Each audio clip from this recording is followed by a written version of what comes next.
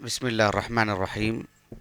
الحمد لله رب العالمين وبه نستعين، وصلى الله وسلم على سيد الأنبياء والمرسلين وعلى آله وأصحابه أجمعين ومن تبعهم بإحسان إلى يوم الدين. أما بعد، اللہ سبحانہ و تعالیٰ کی صفات علیہ میں سے آج انشاءاللہ اللہ تعالیٰ کی ایک صفت ہے الاخضاء. الاخضاء یہ اللہ تعالیٰ کی صفات میں سے ایک عظیم صفت ہے. اس کا معنی مفہوم میں آپ کو بتاؤں گا آپ کو انشاءاللہ. یہ جو صفت ہے الاخضاء، یہ اللہ رب العالمین کی ان صفات میں سے ہے جسے اہل علم کہتے ہیں کہ صفات فعلیہ میں سے. صفات فعلیہ یعنی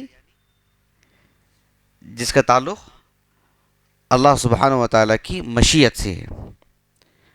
اللہ سبحانہ و تعالیٰ جب چاہتے ہیں اس صفت کا اظہار فرماتے ہیں.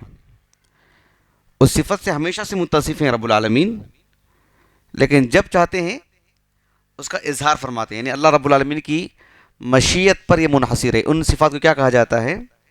صفات فعلیہ.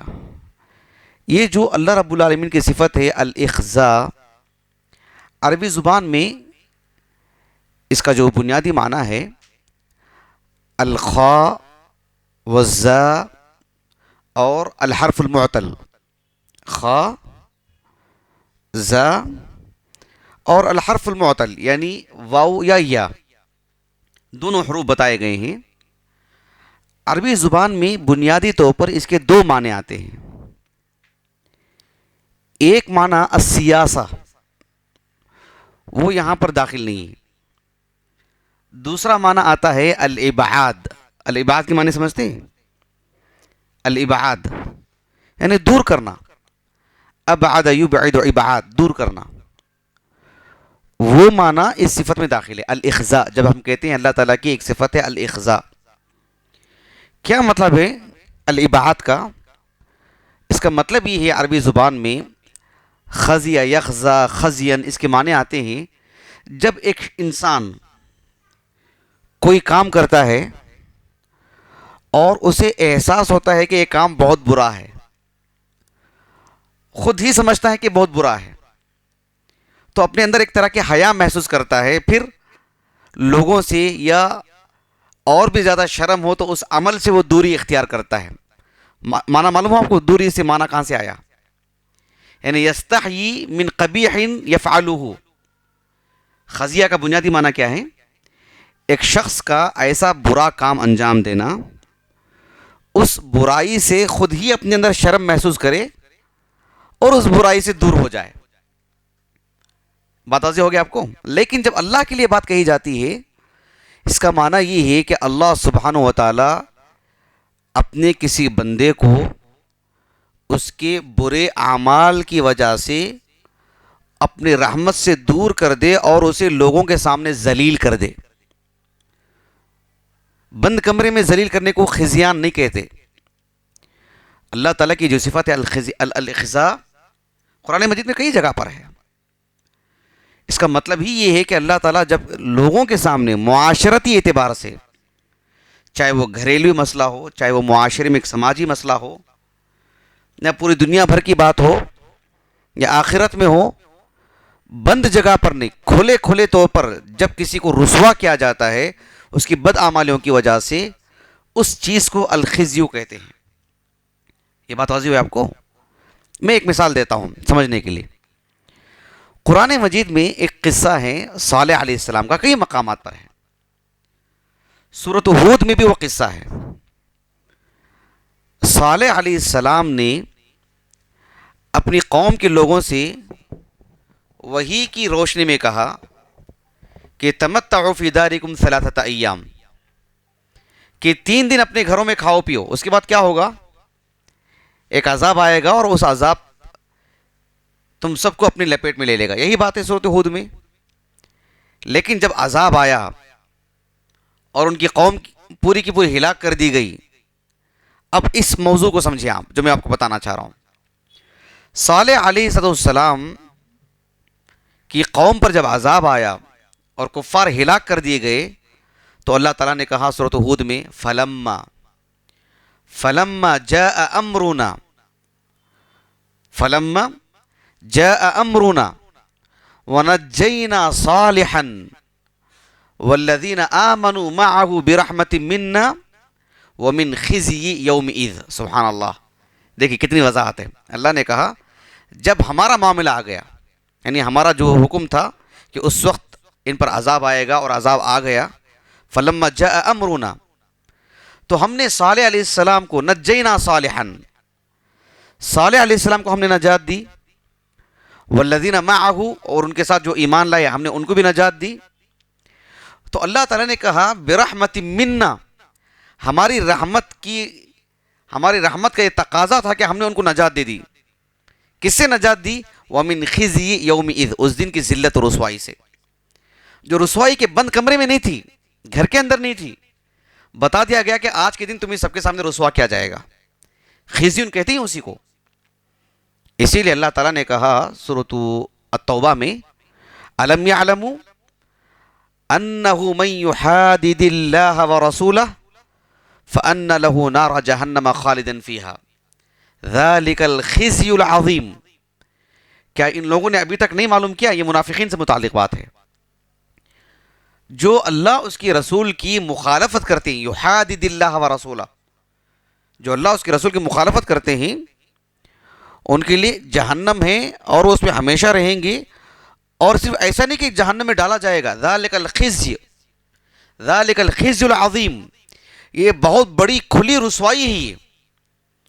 یعنی مطلب یہ بتایا جائے گا کہ ان کا عمل اتنا برا تھا، اتنا بڑا تھا، اس وجہ سے ان کو صرف عذاب نہیں، ذلیل کرنے والا عذاب دیا جائے گا. یہ معنی. یعنی ایک چیز ہوتی ہے، ایک آدمی کو اندر سے احساس ہوتا ہے کہ مجھ سے غلطی ہوئی، اور بند کمرے میں خود کو وہ بے چین محسوس کرتا ہے، اس کو خزیان نہیں کہتے، اس کو کہتے ہیں ندامت. لیکن وہی چیز جب ایک معاشرتی زندگی میں سب کے سامنے ہوتی ہے نا، تو اس کو ندامت نہیں کہتے، اس کو کہتے ہیں خزیان. یعنی سب کے سامنے رسوائی ہوئی اس کی. ایک انسان کی اپنے نفس میں بھی ایک عزت ہوتی ہے نا. ایک انسان سے گناہ ہوتا ہے تو خود کو جب وہ یعنی ملامت کرتا ہے تو وہ ندامت ہے اپنے آپ میں، لیکن سب کے سامنے ہوتا ہے تو پھر وہ معاملہ رسوائی کا ہو جاتا ہے. اللہ تعالیٰ کی یہ جو صفت ہے قرآن مجید میں مذکور ہے، جیسا کہ ایک سورہ ہے سورۃ النحل. اب آغاز اٹھا کے دیکھو سورۃ النحل کا، اس میں اللہ تعالیٰ نے اپنی توحید، اپنی تخلیق کے کئی مظاہر سب کو بیان کرنے کے بعد کہ اللہ نے انسان کو پیدا کیا، پوری کائنات اس کے لیے پیدا کی، پھر بھی یہ اللہ کی عبادت میں کسی کو شریک ٹھہراتا ہے، اللہ کے دین کو ٹھکراتا ہے، تو اللہ نے کہا اس دنیا میں تو ان کے ساتھ کیا ہوگا، وہ ایک الگ معاملہ. کہا کہ ثم یوم القیامت یخزیہم. اخزا کے معنی، وعلیکم السلام ورحمۃ اللہ، اخزا کے معنی کیا ہے؟ رسوا کرنا. اس کا فعل مضارع کیا ہوگا؟ یخزی. کہا کہ ثم یوم القیامت یخزیہم، اور پھر قیامت کے دن اللہ ان سب کو رسوا کرے گا، ان سب کو رسوا کرے گا. تو یہ اللہ تعالیٰ کی صفت معلوم ہوئی اس آیت کریمہ سے. ثم یوم القیامت یخزیہم ویقول این شرکائی الذین کنتم تشاقون فیہم.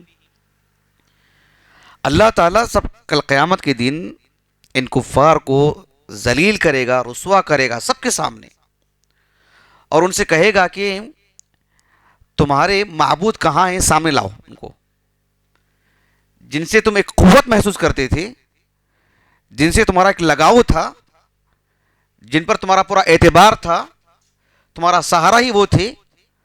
تو اللہ سبحانہ و تعالیٰ انہیں رسوا کرے گا. یہ معمولی بات نہیں. آپ معاشرتی اعتبار سے غور کر کے دیکھو.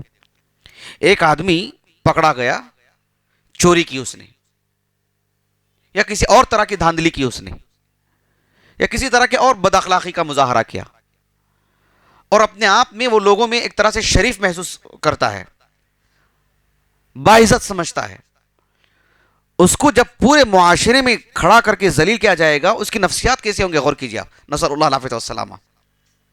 معمولی بات نہیں. بار بار کا بھی چور ہے نا، وہ بھی گھٹن محسوس کرتا ہے. لیکن ایک وہ انسان جو اپنے آپ کو باعزت سمجھتا ہے, اس کی شرافت داؤ پہ لگی ہے, اور اگر اس کا نام اخبار میں آ رہا ہے, ٹیلی ویژن میں دکھایا جا رہا ہے, اور پورے لوگوں کے سامنے اس کی بات آ رہی, کتنی رسوائی ہوگی, کتنی ذلت ہوگی اس کی, کیسا سمجھے گا وہ؟ تو یہ چیز ہے ثم یوم القیامت یخزیہم, کہ اللہ اسے رسوا کرے گا, مطلب سب کے سامنے ہی, بند نہیں. ابھی گزشتہ 2 ہفتے پہلے ایک درس ہوا تھا نہیں اللہ تعالیٰ کی صفت سے متعلق, الکنف.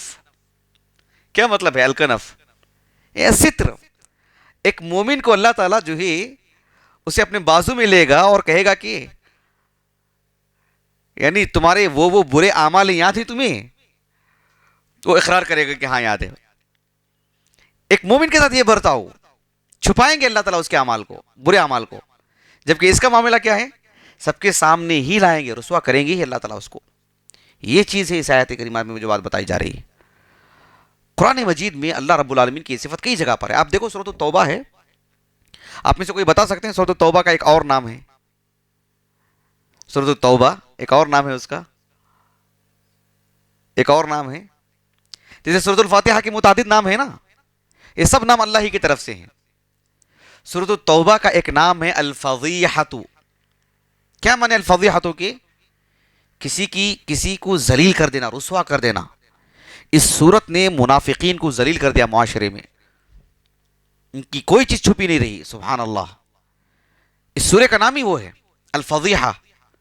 اللہ نے بالکل آغاز میں کہا فسیحوا فی الارض 4 اشہر وَاعْلَمُوا أَنَّكُمْ غَيْرُ مُعْجِزِ اللَّهِ وَأَنَّ اللَّهَ مُخْزِي الْكَافِرِينَ. یہ اللہ کی صفت ہے کہ تم جان لو کہ تمہیں کا کوئی شخص اللہ کو کسی بھی پہلو میں عاجز نہیں کر سکتا, اور اللہ کافروں کو ذلیل کرنے ہی والے ہیں.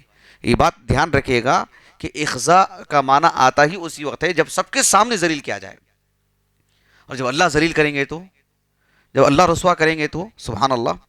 آپ کو پتا ہے اللہ کے رسول علیہ الصلوۃ والسلام نبوت ملنے سے پہلے 6 مہینے تک آپ کو خواب دکھائے جاتے تھے. صحیح بخاری کی بڑی معروف حدیث ہے, متفق علیہ حدیث ہے. صحیح بخاری میں تو کئی جگہ پر ہے, کتاب بدیع الوحی, بلکہ صحیح بخاری کی بالکل آغاز کی ابتدائی حدیثوں میں سے ہے. ام المومنین عائشہ کہتی ہیں رضی اللہ عنہا, جب آپ غار حرا سے نیچے آئے نا واپس گھر کو, تو ام المومنین خدیجہ نے کیا کہا رضی اللہ عنہا؟ آپ میں سے کسی کو جملے یاد ہیں؟ کلا واللہ ما یخزیک اللہ ابدا, جزاک اللہ خیرا احسنت, واللہ ما یخزیک اللہ ابدا. یعنی آپ جو اتنے سہمے ہوئے ہیں, اللہ کی قسم اللہ آپ کو کبھی رسوا نہیں کر سکتا. تو اس حدیث میں کئی باتیں ہیں, اس میں یہ بھی بات ہے کہ اللہ کی ایک صفت اخزا بھی ہے کہ اللہ ذلیل کرتے ہیں, اللہ رسوا کرتے ہیں. آپ کو ڈرنے کی ضرورت نہیں, اللہ آپ کو رسوا نہیں کریں گے. یہ معنی لا یخزیک اللہ ابدا یا ما یخزیک اللہ ابدا, یہ اللہ تعالیٰ کی صفت ہے. یہ جو خزیان ہے نا, خزیان, ذلت و رسوائی, جو اللہ کی صفت ہے, جو اللہ تعالیٰ کسی کو ذلیل کرتے ہیں, یعنی اخزا کے معنی آتے ہیں ذلیل کرنا. یہ اللہ کی صفت ہے کہ اللہ کسی کو ذلیل کرتے ہیں. تو اللہ جو ذلیل کرتے ہیں اسی شخص کو جو کافر ہے یا مسلمان بھی ہے لیکن اس کی نافرمانیاں بڑی ہوئی ہیں, اس کی نافرمانیاں خود کھلی ہوئی ہیں, اور اس کی نافرمانیوں کی وجہ سے معاشرہ میں فساد ہو رہا ہے, ایسے انسان کے لیے یہ اللہ تعالیٰ کی صفت اخزا. ایک وفد ہے, وفد سمجھتے ہیں آپ لوگ؟ وفد کس کو کہتے ہیں؟ وفد کس کو کہتے ہیں؟ مطلب صرف قافلے کو نہیں کہتے, صرف گروپ کو نہیں کہتے, وفد کہتے ہی ہیں ایسی جماعت کو. مثلا مان لیجیے کہ یہ ایک ادارہ ہے, ایک ملک ہے, ایک ادارہ ہے, ایک ملک ہے یا ایک معاشرہ ہے. یہاں کے چنندہ افراد کسی خاص مسئلے کو لے کے کسی خاص جگہ جاتے ہیں, اس جماعت کو وفد کہتے ہیں. سمجھ رہے ہیں آپ؟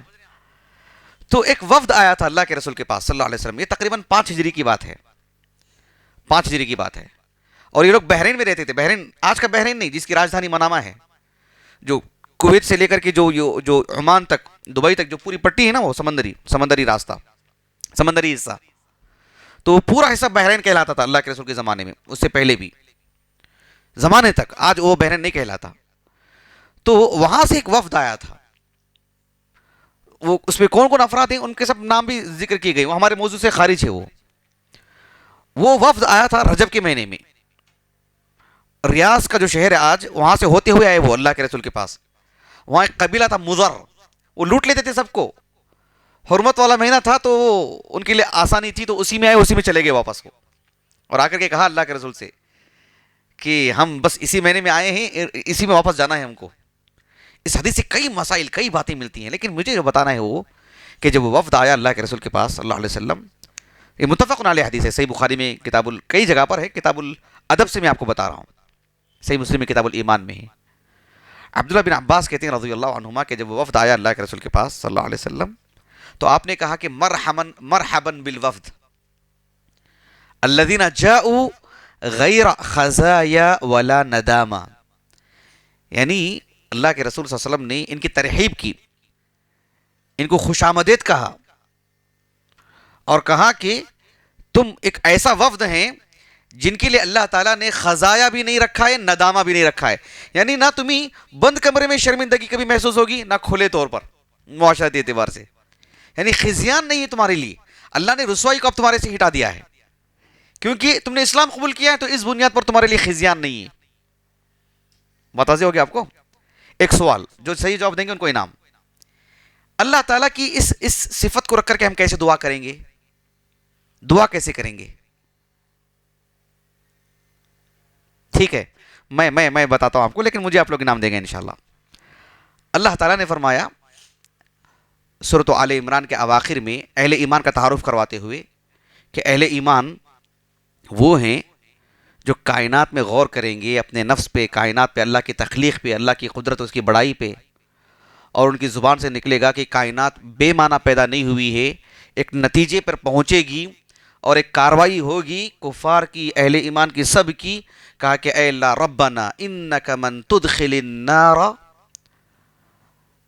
ربنا انک من تدخل النار فقد اخزیتہ وما للظالمین من انصار۔ جانتے ہیں آپ یہ دعا بڑی عجیب ہے، یعنی اس میں دعا نہیں مانگی جا رہی، طلب ہے اس میں، اے اللہ ہمیں رسوا مت کر، طلب ہے اس میں طلب نہیں ہے، اس میں اخبار ہے، بس خبر دی جا رہی ہے کہ ربنا، اے ہمارے رب، انک من تدخل النار، جس انسان کو بھی تو نار میں، جہنم میں داخل کر دے گا، فقط اخزیتہ، گویا کہ تو نے ان کو سب کے سامنے ذلیل کر دیا ہے، رسوا کر دیا ہے۔